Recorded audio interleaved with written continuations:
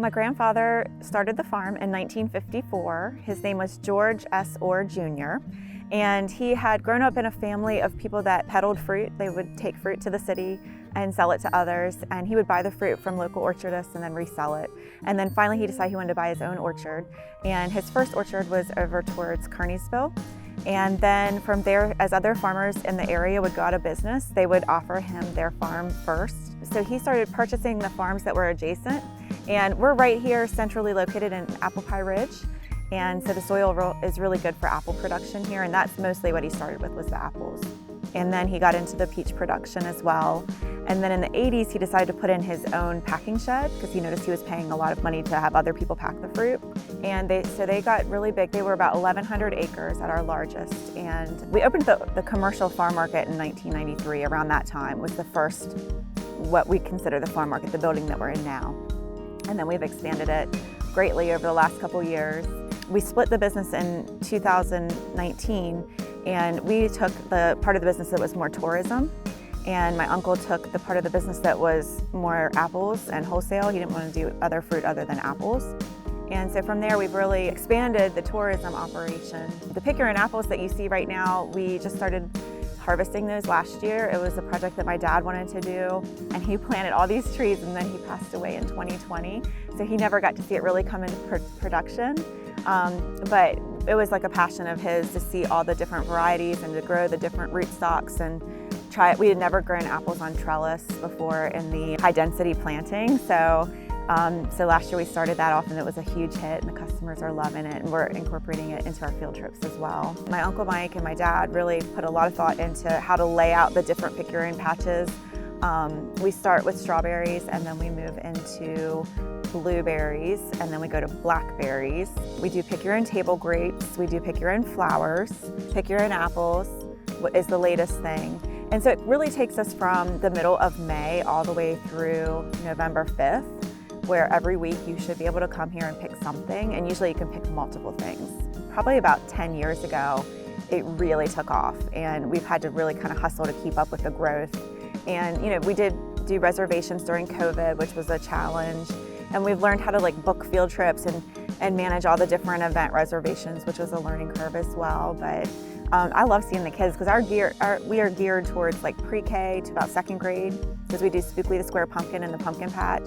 So it's really geared towards that elementary and pre-K age, and the schools have been really receptive to it, and we've been fully booked. So we opened the Pumpkin Patch about 4 or 5 years ago in its new location, and added a petting zoo. We have a birthday barn down there now. The Pumpkin Patch really surprised us how quickly that grew.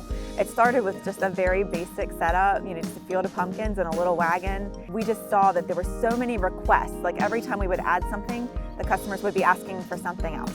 So a lot of our growth came from there, as we were just trying to do what they were asking us to do. We had a lot of requests for the petting zoo.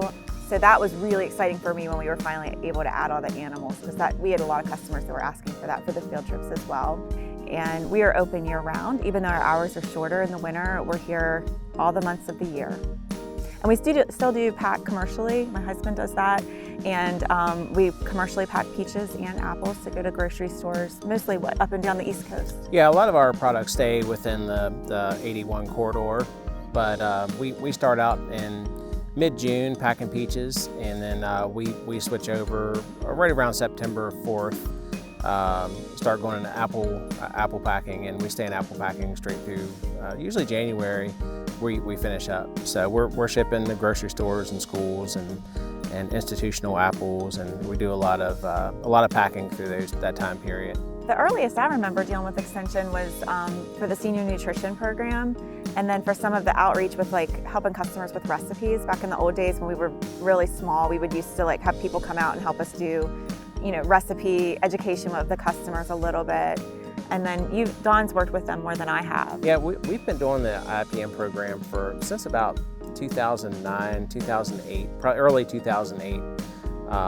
So we've kind of just always incorporated that into our spray programs and into our yearly monitoring and record keeping has always been based on that IPM program. I participated in Annie's project I think it was in Boonesboro, Maryland, is the one that I attended.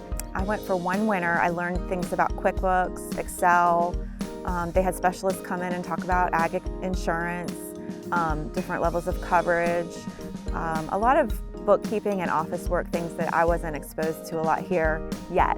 It was a good little introduction to a lot of different things. And I think meeting the other farmers was really important too, the other ladies that are having similar experiences, similar questions, and we could help each other. And I know a couple of them, I sell their products in the farm market now because, you know, we were able to form those connections. And then later, as we grew in certain areas, they would reach out and ask if we wanted to come and speak at one of the later, I know I spoke at least at one, maybe two other Annie's projects later in their years, to share what we had learned with other people about our events and some of the things we were doing on the farm. I think my key mission at Orr's Farm Market is to teach not just the community but also the staff about the production of fruits and vegetables and how important it is to the food chain, and you know the importance of visiting your local farm to get your weekly produce needs, and also the value that tourism brings to their area, because they can feel like they're part of something really fun and exciting. And sometimes, you know, when people talk about our town of Martinsburg,